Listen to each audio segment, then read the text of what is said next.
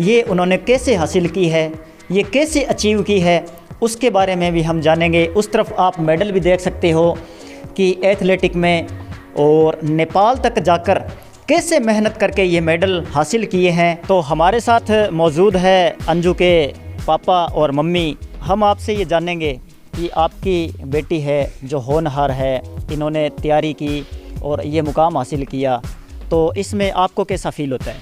बहुत अच्छा फील होता है और मैं सबको कहूँगा देशवासियों को कि बेटियों को इतना उसको उतना आगे लाएं। अंजू के मम्मी मौजूद है, उनसे भी पूछेंगे।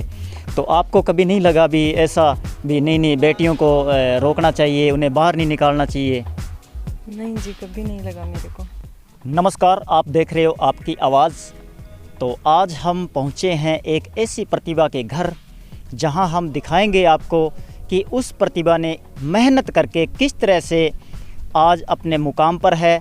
आप देख सकते हो कि इस तरफ जो ये रेगिस्तान है, इस रेगिस्तान से उठकर जहां कोई भी ऐसे संसाधन नहीं है जहां की वो ऐसी तैयारी कर सके या ऐसा कोई ट्रैक हो, ये ही रेगिस्तान ट्रैक है। और यहीं से उस प्रतिभा ने शुरुआत की और अपना कैरियर किस तरह से बनाया है, उसके बारे में हम चलते हैं और उस प्रतिभा से मिलेंगे और पूछेंगे कि आखिर उन्होंने किस तरह से इस मुकाम को हासिल किया है। तो अब हम पहुंचे हैं उस प्रतिभा के घर और ये आप देख सकते हो कि इस तरफ ये जो रेगिस्तान के अंदर ही खेत के अंदर एक शानदार ढाणी बनी हुई है, आप देख सकते हो, और खेतीबाड़ी से जुड़े हुए हैं। आप देख सकते हो कि किस तरह से मेहनत करके, और ये जो सामने चमचमाती हुई ट्रॉफियाँ पड़ी है, ये उन्होंने कैसे हासिल की है, ये कैसे अचीव की है, उसके बारे में भी हम जानेंगे। उस तरफ आप मेडल भी देख सकते हो कि एथलेटिक में और नेपाल तक जाकर कैसे मेहनत करके ये मेडल हासिल किए हैं। हम खुद उस प्रतिभा के मुंह से सुनेंगे। तो मिलाते हैं आपको उस प्रतिभा से।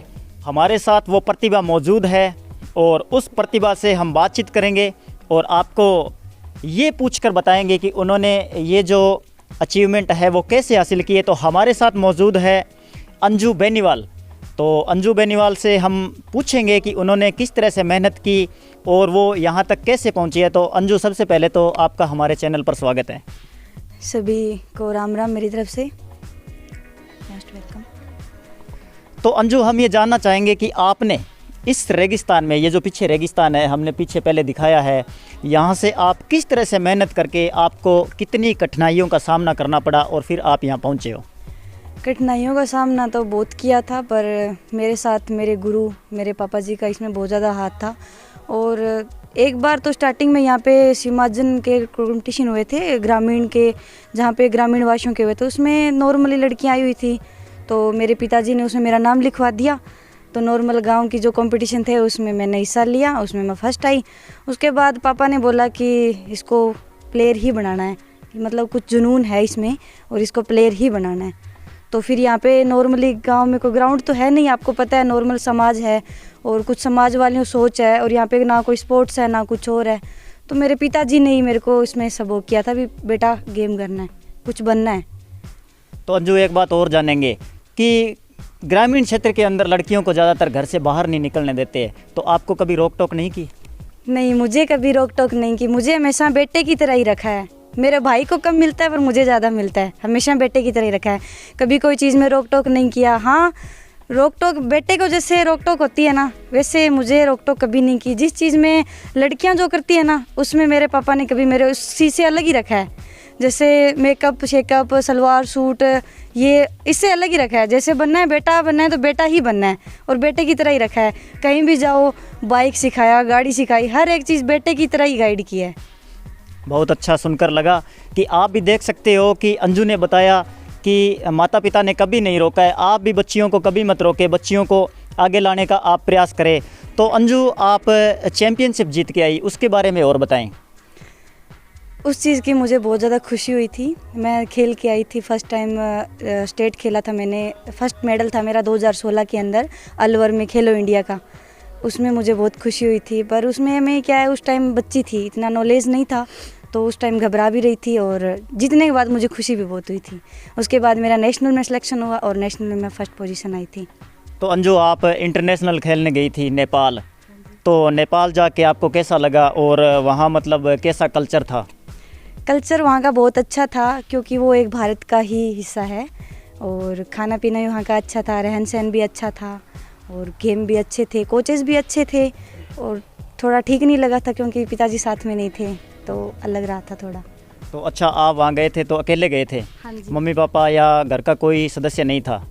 तो नहीं होने के बावजूद आपको ऐसे घबराहट नहीं हुई भी मैं अकेले यहाँ आई हूँ? नहीं, मैंने पहले वीडियो कॉल पे बात कर ली थी पिताजी से। अगर वीडियो कॉल पे बात नहीं कर पाती तो शायद मेरे को घबराहट होती। तो वहाँ से आप मेडल जीत के आए, उसके बाद यहाँ लोगों ने आपका बहुत अच्छा स्वागत किया, खाजूवाला के काफ़ी लोग पहुँचे थे, तो आपको कैसा लगा था? बहुत अच्छा लगा था। वो तो एक समाज में वो हो जाती है कि हाँ बच्ची को स्वागत करेंगे तो और बच्चियों का हौसला बढ़ेंगे, तो बहुत अच्छा लगा था।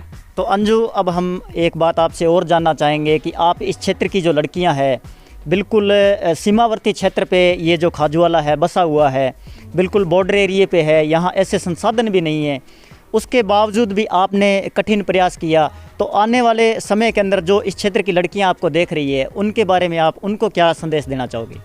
देखो, सबसे स्पोर्ट्समैन को सबसे पहले होता है फैमिली का सपोर्ट। फैमिली का सपोर्ट होना एक बच्ची के लिए बहुत ज़रूरी है।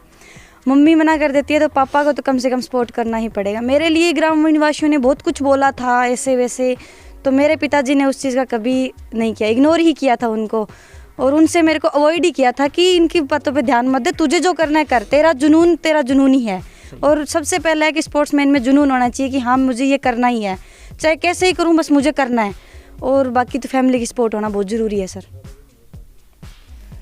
तो एक बात हम और जानना चाहेंगे कि आप इस फील्ड में आए तो सबसे ज़्यादा आपकी सपोर्ट किस मेंबर ने की है? सबसे ज़्यादा सपोर्ट प्रैक्टिस में मामले में मेरे दादाजी ने सपोर्ट की है, क्योंकि सुबह 3 या 4 बजे उठ के मेरे को ग्राउंड लेके जाते थे। और हौसला बढ़ाने में मेरे पिताजी का हाथ था। मेरे फर्स्ट कोच है जो मेरे पिताजी है, मनरूप जी बेनीवाल। तो अंजू, हम आपके उज्जवल भविष्य की कामना करते हैं और हम ये चाहेंगे कि आपने जो सोचा है आप वो जल्द से जल्द बनो। तो आज हमारे साथ मौजूद है अंजू बेनीवाल, जिन्होंने बताया कि कैसे उन्होंने संघर्षशील जीवन से उन्होंने ये जो मुकाम है वो हासिल किया है, कैसे घर वालों ने सहयोग किया है उसके बारे में बताया है। और स्पेशली थैंक्सफुल इनके दादाजी को, जो इनको ग्राउंड लेकर जाते थे सुबह और इनको तैयारी करवाते थे। तो अंजू, आप गेम की तैयारी करते हो, तो डाइट के बारे में क्या डाइट रहती है? क्या देसी डाइट लेते हो या फिर प्रोटीन वगैरह, या उनको यूज़ करते हो आप? अभी तक तो ऐसा है कि देसी डाइट ही है, और प्रोटीन का आगे हुआ तो लेंगे, बाकी प्रोटीन की इतनी ज़रूरत भी नहीं है। बाकी मेरे चाचा जी है विनोद जी बेनीवाल, उन्होंने डाइट में कभी कमी नहीं आने दिया। फ्रूट जूस और बाहर से भी मंगवा देते हैं, जैसे मूंगफली हो गई, अंचूरिका हो गया, ऐसे कोई देसी डाइट होती है जो मेरे चाचा जी ही तैयार करके देते हैं मुझे कि आपको ये खाना चाहिए, वो खाना चाहिए। बाकी घर का दूध है, घी है, स्पोर्ट्समैन के लिए इतना अच्छा। एक मतलब अपने सर्दियों के अंदर बोलते हैं देसी पिंडिये, मतलब वो कभी नहीं बना के दिए? वो तो देखो मैं गर्मियों में ही खाती हूँ। जैसे पिछली बार अभी सौंफ के लड्डू बना के दिए थे गर्मियों मुझे, और सिंगड़ा और जमा के दिए थे। हर रुत के हिसाब से मिलती रहती है डाइट। अभी जस्ट घर पे आई हुई हूँ तो गाजर का हलवा सुबह तैयार हो जाएगा, डाइट आई हुई है, गोंद के लड्डू वे सब तैयार हो जाएंगे सुबह। तो अंजू ने बताया कि ये डाइट है और गाजर का हलवा कल तैयार होगा। अगर आज होता तो हम भी खा के जाते। तो हमारे साथ अंजू के मम्मी पापा भी मौजूद है, उनसे भी हम 2 सवाल पूछेंगे। तो हमारे साथ मौजूद है अंजू के पापा और मम्मी। तो सबसे पहले तो इनको धन्यवाद है कि इन्होंने इस बच्ची को अपने भविष्य के लिए कभी रोका टोका नहीं है और इतना समय दिया है। और इस मतलब बिल्कुल बैकग्राउंड क्षेत्र से जहां लड़कियों को सोचा जाता है कि हम घर से न निकालें, तो हम सबसे पहले तो अंजू के पापा से पूछेंगे। तो भाई साहब, आपका सबसे पहले तो हमारे चैनल पर स्वागत है। सबको राम राम। तो हम आपसे ये जानेंगे कि आपकी बेटी है जो होनहार है, इन्होंने तैयारी की और ये मुकाम हासिल किया, तो इसमें आपको कैसा फील होता है? बहुत अच्छा फील होता है, और मैं सबको कहूँगा देशवासियों को कि बेटियों को जितना हो सके उतना आगे लाएं। बेटे और बेटियों में कोई फ़र्क नहीं है। बहुत अच्छी बात है कि बेटे और बेटियों में कोई फ़र्क ना करें। तो आपको कभी मतलब ऐसा नहीं लगा कि मैं अंजू को रोक दूं, भी ऐसा नहीं करना है? नहीं, इसका चाचा जिला स्तरीय खिलाने गया था, वहाँ पे इसने अच्छा किया फर्स्ट टाइम में। वहाँ ये बेस्ट प्लेयर बनी, ज़िले के अंदर स्टेट की बनी, नेशनल चैम्पियनशिप जीती इसने, फिर इंटरनेशनल जीती। उसके बाद हमें हौसला रहा इसका भी, लड़कियां हैं जो लड़कों से कुछ ज़्यादा कर सकती है अगर इनको पूरा हौसला हो तो माँ बाप का। अच्छा सर, एक बात और। तो आने वाले समय के लिए इस क्षेत्र के जितने भी फादर है या लोग हैं उनको आप मतलब क्या कहना चाहोगे कि आप लड़कियों को आगे लेकर आएँ? मैं तो सबको यही कहना चाहूँगा, जो बेटा हो बेटी में फ़र्क ना समझें और जितना हो सके प्रतिभाओं को बाहर निकालें।